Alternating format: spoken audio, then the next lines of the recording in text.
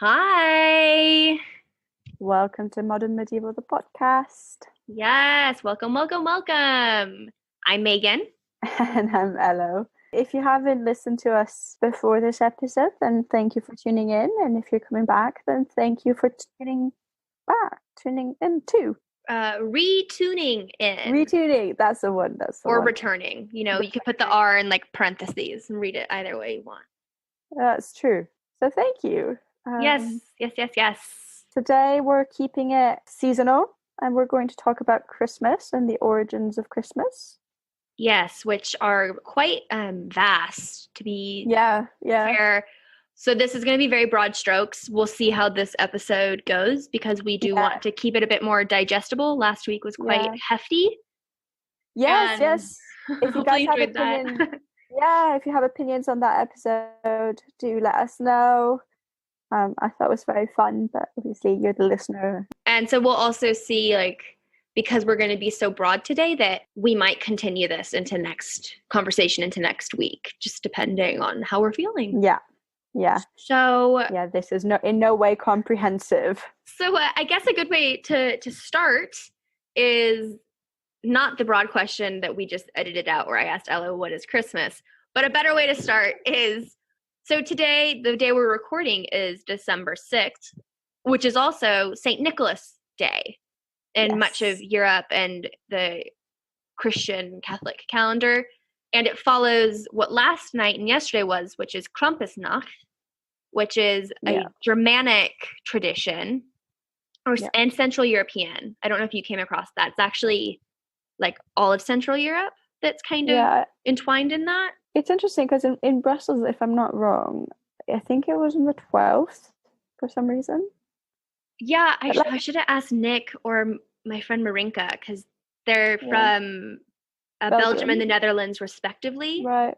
Because Nick always talks about Krampus and then Little Black Pete, his assistant, which is like the little boy in blackface. And it's like, because he's covered in coal, but then, in the 19th century with the Congo, got much more complex.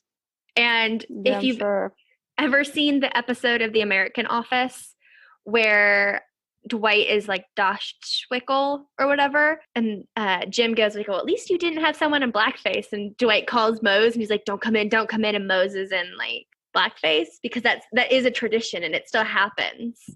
And really, it's one of those ones that's really, I think, kind of scary or iffy to get into because it has been around for centuries.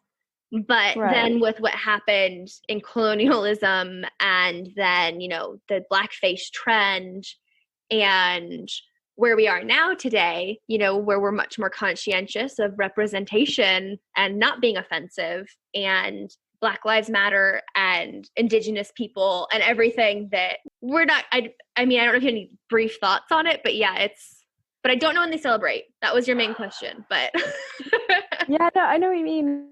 It feels like, at what point do certain traditions stop? When should they stop? It's, There's this very famous Italian cartoon, which is like this very famous advert for whitening fabric, and basically like it's a black little bird, and his mom, he gets dirty with like this black powder, and his mom and all his family like reject him, and then they wash him off, and he goes, oh, nobody loves me because I'm black. And then they goes, you're not black, you're just dirty. And then they wash him, and then he get, so that's, and then like you think about that and you think like a whole generation was brought up on this advert.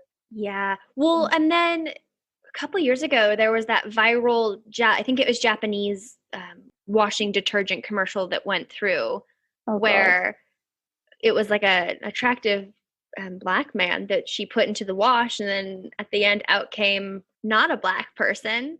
You're kidding. I'm not kidding. You're kidding. I can't remember if it was like it was an Asian commercial, but I can't remember if it was Japanese or Korean, Chinese. So that stuff still happens. Sorry, this was a digression on our part. we'll find out the actual, date if it's different in the Netherlands and Belgium. Yeah. But elsewhere, like in Germany and everything, I guess, Krampusnacht was last night. And then today it's always December 6th. That is St. Nicholas Day. And I think Krampus is actually quite interesting because I very much in my American mind associate it just with Germany. Yeah, me too. But it's actually Central European, so it's quite broad. Huh. And so the half goat, half demon figure, a lot of folklorists and historians believe that, or theorize, it goes back to pre-Christian Alpine traditions, so been around for millennia basically.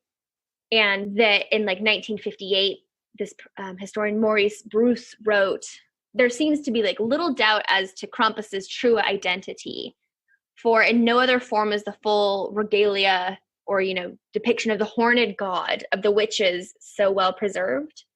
And the horned god is one of the two primary deities found in Wicca and some types of neo-paganism. So, of course, both of these are more modern imaginings of very pre-Christian traditions that we generally associate, I would think, with like the Celts. Yeah. I could be wrong, but like that seems, Yeah, I mean, in my imagination too. So Krampus has the birch, which is both a phallic signifier, as well as to possibly a connection to the initiation rites of certain witch covens, and rites that entailed binding and scourging as a form of mock death, so like whipping and everything. And he also has chains, and the chains could have been introduced as a Christian attempt to quote unquote bind the devil, but despite that, it's still a remnant of pagan rites. Yeah. And so I just think that this idea of paganity, I'm not sure. Of a pagan. I always get these wrong as well, so I'm not even going to try. Like a pagan, I guess, like origin or root also exists with Christmas, the broad idea of Christmas.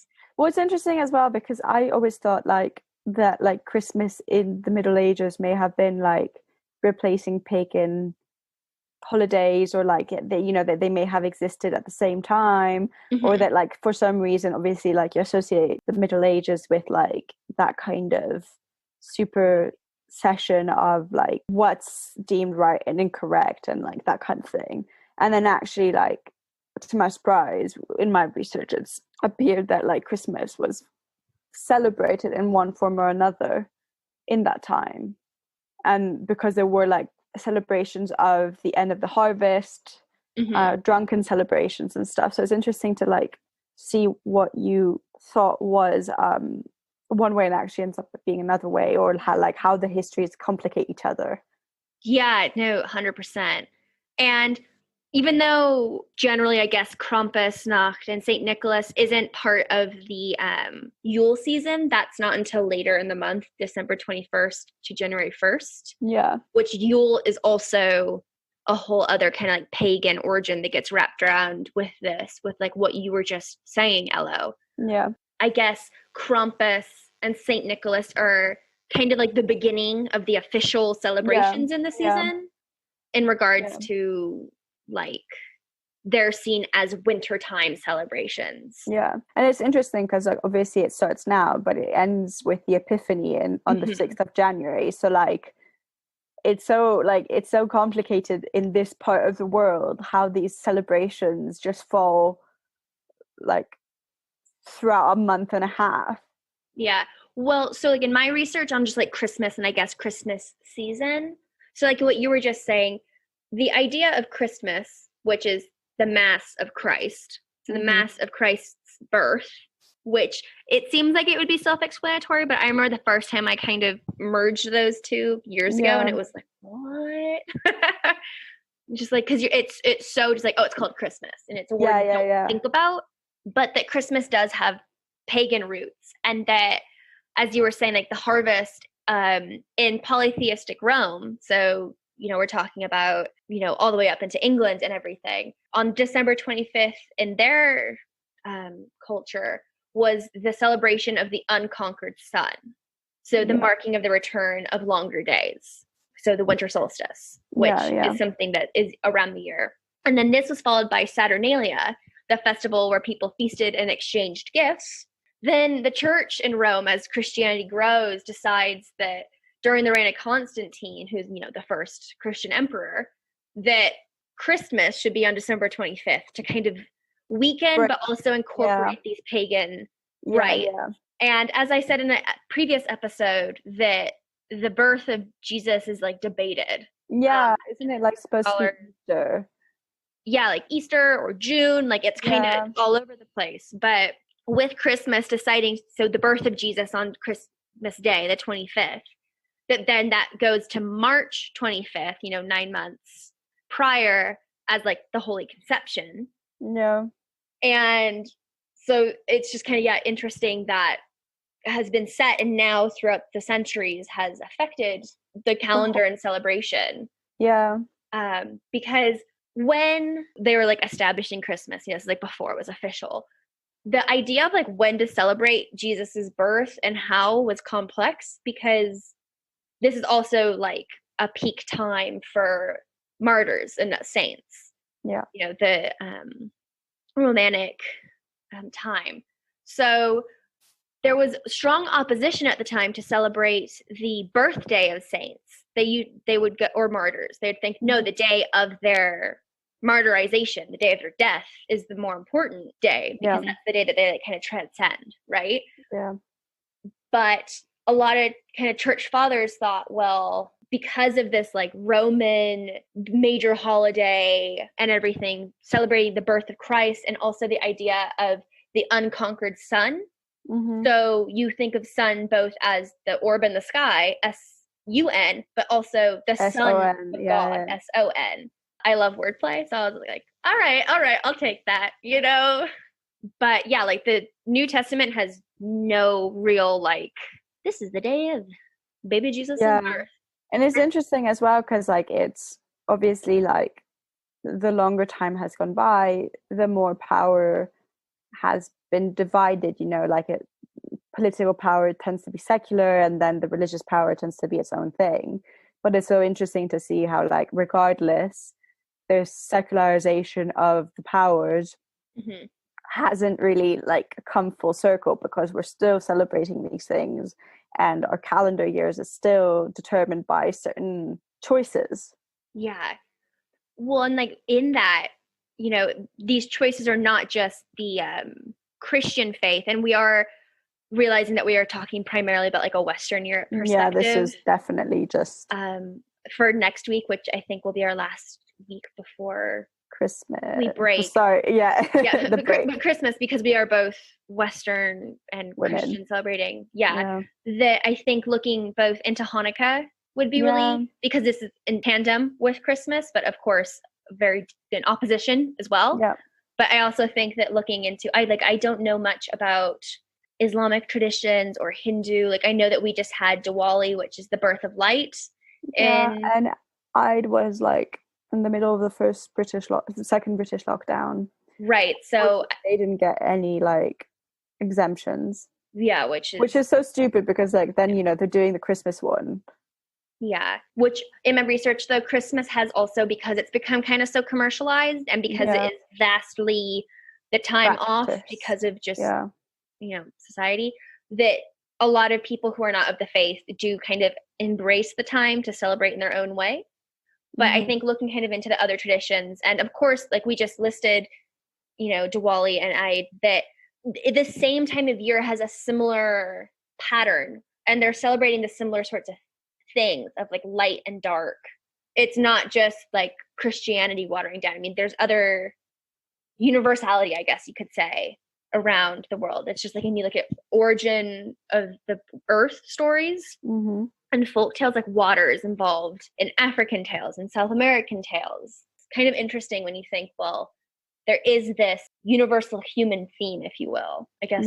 But also what you were saying before that little tangent, Ello, of how these like religious moments that have been prescribed through the centuries affect us, but because they were also considering pagan traditions in these, that it's actually like we're still practicing in a way a pagan rite. Holiday. And then also just like science, a lot of the pagan holidays are because of the way that the earth and the universe work.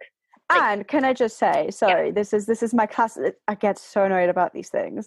We live in such a non-conforming to the way that the universe works, right? Like, we're so disconnected from our food. We have no idea anymore as to how like you harvest food. Like, these things are so like, there's such a discrepancy in everything, and it's so annoying. It's so like disconnected, and it makes you feel a bit lost when you think about these things, right? Like, that this is knowledge that theoretically is inherited from the past, and you're so unaware. I mean, at least I am.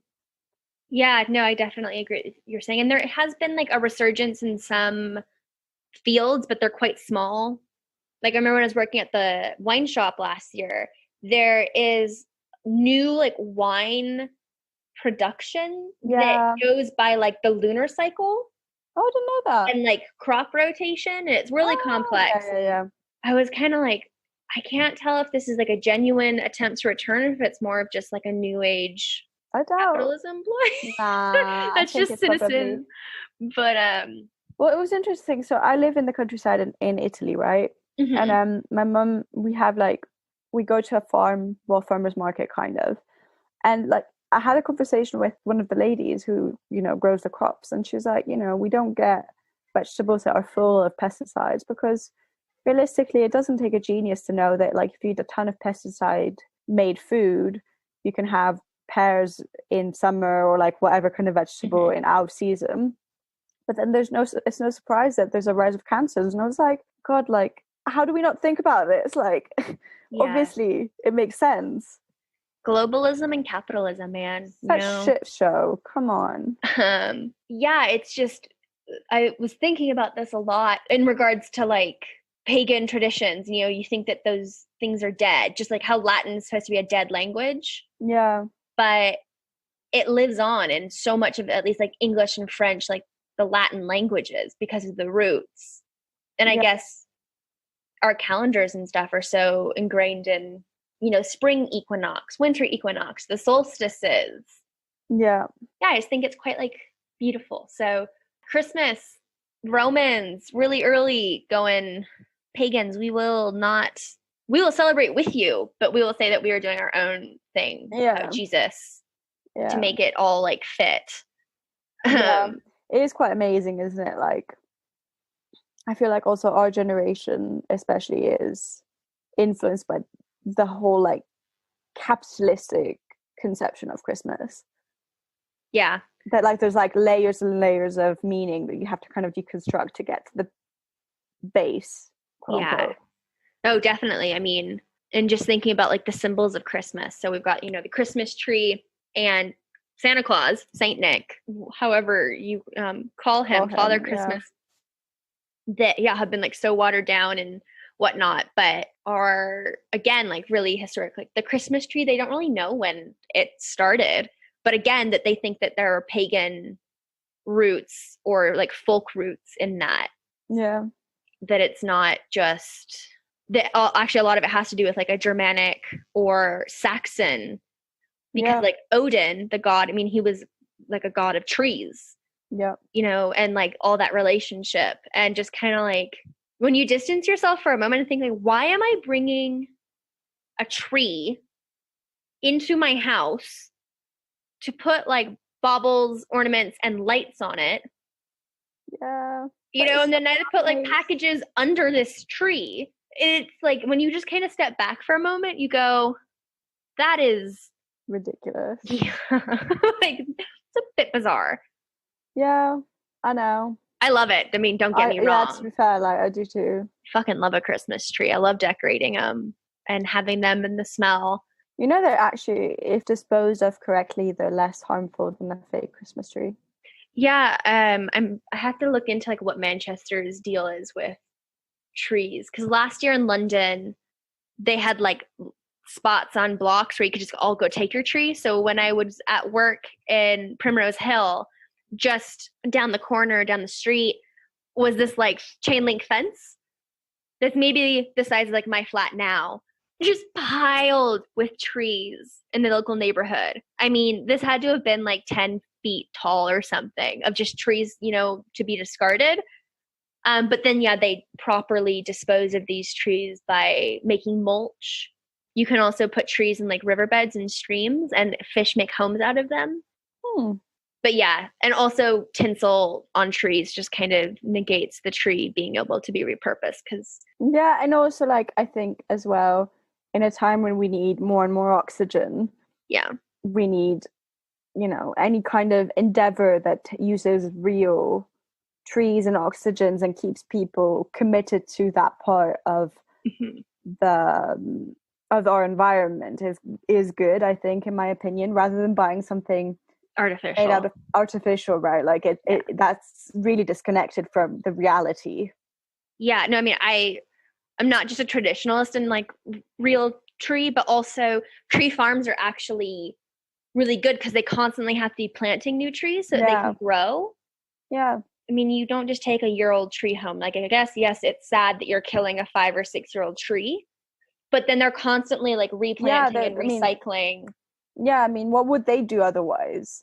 Also, that kind of knowledge is, you know, so experience-based that we need those people to keep working so that they can keep propagating that knowledge. It's just part of our society. Yeah, and like tree farms are also just beautiful and lots of like oxygen and air cleansing, and they're just magical. I've only done it once. I did it once in South Dakota with my mom, because she always gets her tree the day after Thanksgiving.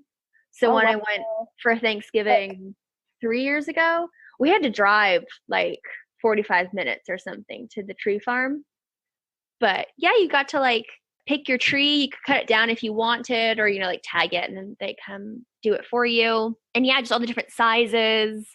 It was like a really fun experience. And yeah, very kind of not humbling, but like, yeah, being surrounded by all these trees and then choosing and knowing that some of them are going to continue growing. You could also see the little saplings. Oh, that I guess were like a year or two old, because they don't plant during winter because it's cold and the little ones will die. But so yeah, all for that. And yeah, Christmas. So, but the origin of the modern Christmas tree that we think of started actually in the Renaissance. So post-medieval, but classic. They're more modern than you think, I guess is what you could say. And in early modern Germany. Germany is just all about the wintertime stuff we've taken from them. The Germanic peoples. In the 16th century, it's usually associated with Lutheranism, but it's not like conclusive that that's when candles started being placed on the trees. And then the earliest like known dated representation of a Christmas tree is on the keystone sculpture of a private home in Turkheim, Alsace, then part of Germany, but now France, in 1576. But there are other depictions of like possible tree predecessors coming from like Georgia, the country, not the state. State was not even a twinkle in the eye at that time. Poland, which I didn't know, Estonia, Latvia, and Germany. And they're all different kind of types of trees, which is cool. Like in Georgia, they're, oh my gosh, I don't know how to pronounce this. They're chilaki. Guarantee that's not how you pronounce it, but that's the phonetic way I'm going to go with it. Is made from dried hazelnut or walnut branches that are shaped to form a small coniferous tree. So it looks like a really curly-haired kind of like tree gnome thing. It's really cute. It's like a foot or two tall. And they're pale colors, so they're not green because they're the shaving. So it's a brown, like a light brown colored. They're the most common in the Guria and Semigrello regions of Georgia near the Black Sea, though they can be found elsewhere. This tree with its curls are meant to kind of resemble or evoke the famous beard of St. Basil the Great, because the Eastern Orthodox Church commemorates St. Basil on the 1st of January. So, and then, yeah, the Polish podłażniczka. I don't even know what it's supposed to sound like, so, you know. That's the best I'm going to get, and I'm not even going to like try to spell it out because it's like a typical Polish word that's got some fancy Polish letters in it. is a folk tradition dating back to an old pre-Christian pagan custom of suspending a branch of fir, spruce, or pine from the ceiling during the time of Kolyada winter festival, which is Slavic, so this is not just exclusively Polish, the Kolyada. And then the branches were decorated with apples, nuts, acorns, and stars made of straw. Right. And then in more recent time, colored paper cutouts, which are called visinanki, wafers, cookies, and Christmas baubles. And then the branch had powers that were linked to good harvest and prosperity.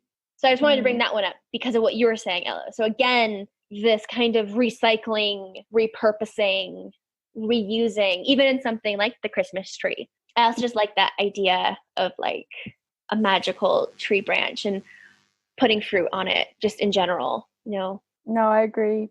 And also like it's so interesting to know how every country like celebrates these things, because obviously it's slightly different everywhere. Yeah, and also just like the idea of the shape of the Christmas tree, you know, it has become so iconic because it's so triangular. Yeah. But then if you look at images of some of the trees that have been traditionally used, some of them look much more like bush-like or like not a tree that you would think that people would put in a house today. Yeah, that's true. And yeah, decorated differently. I mean, presents used to be put on trees, like in the Victorian era, which just my brain's like, why? You've got candles that are going to catch the tree on fire, and then your presents are going to catch on fire. Well, that was part of the fun, you know, a bit of flammable fun. Flammable fun. I love that. It just made me think, not related, but in the Buffering the Pod, oh my gosh. In the Buffy podcast I listened to, Buffering the Vampire Slayer, the character Angel who's a vampire, is like always around candles and always like barely evading the candle, which vampires catch on fire and turn to ash and die. And so they're always like, oh, he doesn't care. But I like thinking of that now as flammable fun. It's just very not to try at home though. Yeah, do not try at home. So Ella, do you have any like thoughts or additions on that? Fact. Yes, share it. Anyone know? Is it flammable fun fact? Actually not. I'm sorry, I don't have it. That was peak. There you go. Did anyone know that Christmas was cancelled one year? What? But like not just, you know, the year Santa Claus forgot or something, like actually canceled? Yeah, and do we want to try and guess whether it was in the Middle Ages or later? Well, I mean, you already told me, so I know it's not you know, I know you Ages. Know. Anyway, sorry. So sorry, I was such a downer on that, being like, oh. Right. So this happened in the 17th century. And because of a wave of religious reform, which changed the way that Christmas was celebrated in Europe. And so in the UK, in England, when Oliver Cromwell and his Puritan forces took over in 1645, they vowed to rid England of decadence. And as part of that effort, they got rid of Christmas. But obviously, like, people had been celebrating for like 2 centuries prior, so they were kind of not that keen on this. And so when Charles II was restored, so was Christmas. And I thought it was something like quite interesting to note, because obviously this year Christmas is going to be celebrated in different forms, possibly not in the same way that you're used to, which in my opinion is better because I just don't like family gatherings. But like I can understand that for like a lot of people this is going to be quite a disappointing or sad or hard Christmas ahead. And so I thought it'd be like good to remind ourselves that aside from world wars and things like that, there have been other years where this has not been celebrated. Yeah, well, and it's also funny because as you were talking, I quickly just Googled because I'm curious, you know, The Conversation, which is a really good online platform, everyone, for like academic articles that are actually accessible, like reading wise, talks about this year Christmas is canceled, and it was published 3 weeks ago. So they're actually talking about these parallels between 2020 and how, so in 1647, when Christmas was banned in England, which also included Wales, Scotland and Ireland, that as you were just saying, there was a total ban on like everything festive. From decorations to gatherings, rebellions broke out across the country. So like it just feels like today where people were like, fuck you. We're celebrating. Yeah. And how, you know, the UK is basically like, yeah, starting the 16th, things can start opening up so that you can spend time with family and friends. But everyone just knows there's going to be a third lockdown in January. Like, it's not official, but like, you just know it's going to come. Yeah. It's like the repercussions. Yeah. In Italy, it's interesting. So they've gone on the other approach of like, no, we're just not going to let this happen. And so they've put like a ban to move from like your area on Christmas Eve and Christmas Day. Oh yeah, I think I saw that on The Guardian. Yeah. And like, obviously that's just going to mean that people are just going to go wherever the fuck they want anyway, and then they're just going to get fined. And so it's just like the thing of like, well, two approaches, which one's worse? Yeah. I mean, I guess it shows just how, like, the thing is, it's hard because it's not like selfish when you want to see your family, but at the same time, it is kind of selfish because there are people who are going to die because of this. This is the thing, right? Like, it's just, yeah, it's weird, but yeah, you know what? There's been like fucked up Christmases before, everyone. Yeah. Not saying it makes this one any better, but like, it puts 2020 a little bit in perspective, which I try to find to myself to do more often, you know, when it feels hard. It's like, yeah, as you were saying, world wars, other just wars and battles, the plagues that have gone on, you know, like, yeah, at least, even this is a pandemic, I'm still so thankful that it's not like an Ebola pandemic or, you know, even like the yellow fever or something like that. Even though we're still learning about how kind of destructive this virus is and the after effects, it's not people like losing their bowels literally and like other horrifying things like that. It's still traumatizing and tragic, but it's quite difficult, isn't it? It's just, yeah. So anyways, anyways, we send you lots of Christmas cheer. Yeah. And good vibes. And yeah, you know, lots of ho ho ho's from Saint Nick, who we brought up really briefly. And so yeah, Santa Claus is related to Saint Nick, but he's also partially Father Christmas, Father Noel. What were the other ones? Yeah. So Father Christmas is British. Sinterklaas, who's based off Saint Nicholas, and that's Dutch. And then there's also elements of the Germanic deity Woden, who's related to the pagan midwinter event of Yule, which we'll have to talk at a future time because that is just like a bonkers one that is very archaic and like old, but is actually really in a lot of Christmas, which I find interesting. Like the song Deck the Halls, you know, and the lyrics of that song, which everyone like kind of knows and kind of doesn't know because it's just a lot of like fa la la la la, but they have the line about the Yule in it that is like, watch the Yule flame before us. Of course, now I'm trying to look at the lyrics and all I can see is fa la la la la, fa la la la, and it's like dizzying. Oh, so there's like Troll the Ancient Christmas Carol, but that's also like Troll the Ancient Yuletide Carol. I think that's the only one. And there's another one where it's like, oh, see the flowing bowl before us. There's another part where it's like a flaming Yule, because there's the Yule log that has to stay lit throughout Yule, because if not, then dark spirits get into your house. We'll talk about that again, like I said, in the future. But I botched up the fa la la la la, fa la la la. But I was just like, oh, that's so interesting. That's such a common song. But you don't, it's just like a word in the song, but it actually has a distant thing. Oh, sorry. This is just quite entertaining to me. Yeah, obviously I did my research and like really thought about how I was going to articulate myself this week. I did do the research, but articulation is just fa la la la lying. Hello. Oh, fun fact not related to like medieval ages, because that's just not really a theme this week. It's a broad idea. But did you know that all of Santa's reindeer are women? They're all female because male reindeer lose their antlers in wintertime, but the female reindeer keep their antlers. So all the reindeer are motherfucking women working hard, just now getting their realization. I mean, I think that's just like a biology thing that people didn't like think about.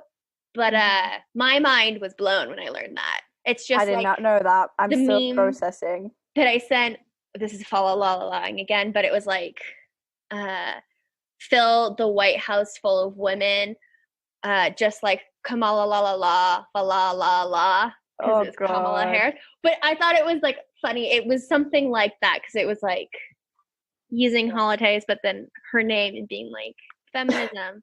But yes, to Saint Nick, did you know that the red and white of Saint Nick is related to 1920s ads for Coca-Cola in America that then spread throughout the world? I'm not surprised. I don't think I knew that, but I'm just not surprised when you said that. I kind of feel like it was like something I knew. Does that make sense? Because like traditional colors for Santa Claus. Wasn't it green? So it's either like a silver and blue, which is still part of Noel in France and those regions. Oh. There are areas that's green. Sometimes it is green and red. And I mean, I don't remember where, but like red and white was used, but the like kind of, again, like icon of Santa is red and white is because of Coca-Cola. That's their colors. I hate Coca-Cola. I'm addicted to Diet Coke, but I really hate them. I mean, I choose Coke over Pepsi like any day. Also, Coca-Cola throughout its advertising history has had like some of the best adverts of all time. I agree. I just hate them. I am a living paradox in this. I'm addicted, but like I hate this about me. It's like smoking. So Saint Nick was a gift giver, and he's an early Christian saint, as I was mentioning, and he's a patron saint of like so many things. It's fucking bonkers, and made me laugh because thinking of our "What is a patron saint" episode. Yeah. This is according to Wikipedia. Saint Nicholas of Myra is traditionally the 15th of March 270 to 6th December 343. So kind of today, woo, Saint Nick's Day. He's also known as Nicholas of Bari, and he was an early Christian bishop of Greek descent from Myra in Asia Minor, which is now part of Turkey, during the Roman Empire. He had many miracles, but he's also known as Nicholas the Wonder Worker, so kind of like Saint Valentine in that sense. And okay, you ready for what he's patron saint of? Sure. Saint Nicholas is the patron saint of sailors, merchants, archers, repentant thieves, prostitutes, children, brewers, pawnbrokers, unmarried people, and students in various cities and countries around Europe. So basically all the vulnerable. Yeah, but like I also just love how it was listed like prostitutes and then children, where it's like he's really got a scale of protection going going. Also, prostitutes should be paid. Yeah, just saying that out there. We want rights. I mean, not me, but they need rights. Yes, they deserve rights. Yeah, his reputation evolves among the faithful, like exactly what you were saying, Elo, those who are most vulnerable. I mean, pawnbrokers, don't know if they're the most vulnerable, but definitely prostitutes, children, repentant thieves, sailors to the ocean. And so he would secretly give gifts. And so then that's kind of where this tradition of gift giving from Santa Claus and then all these other figures comes from. But I just wanted to make sure we chatted about him briefly because geography. Woo-woo. Yeah. And he'll probably come up again more at some other point because there's not really a lot known about him. He's definitely one of those real figures that existed, but then the stories around are kind of what's fact, what's fiction, what's a merging of the two. Yeah, I guess that's like we said, Yule will have to be, and Yuletide season is going to have to be like its own thing at some point because maybe next week. That's complex. Yeah. And I mean, again, there's so much more we could talk about. Yeah. Not everything else. We'll just try and cover more things. And then Elo and I were thinking that maybe in our time off, depending on how ambitious we're feeling, we might try to cook some medieval dishes and then, talk about those on our social media. So to still be around. That might be a disaster.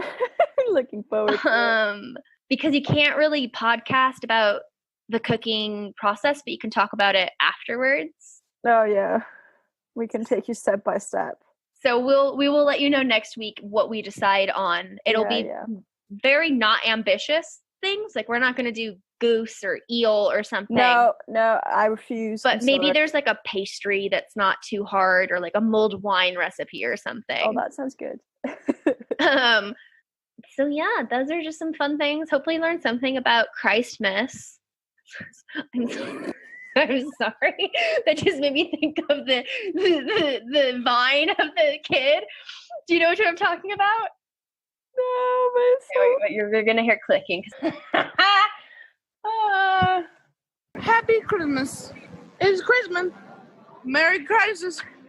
Merry Chrysler. Did you hear that? oh well.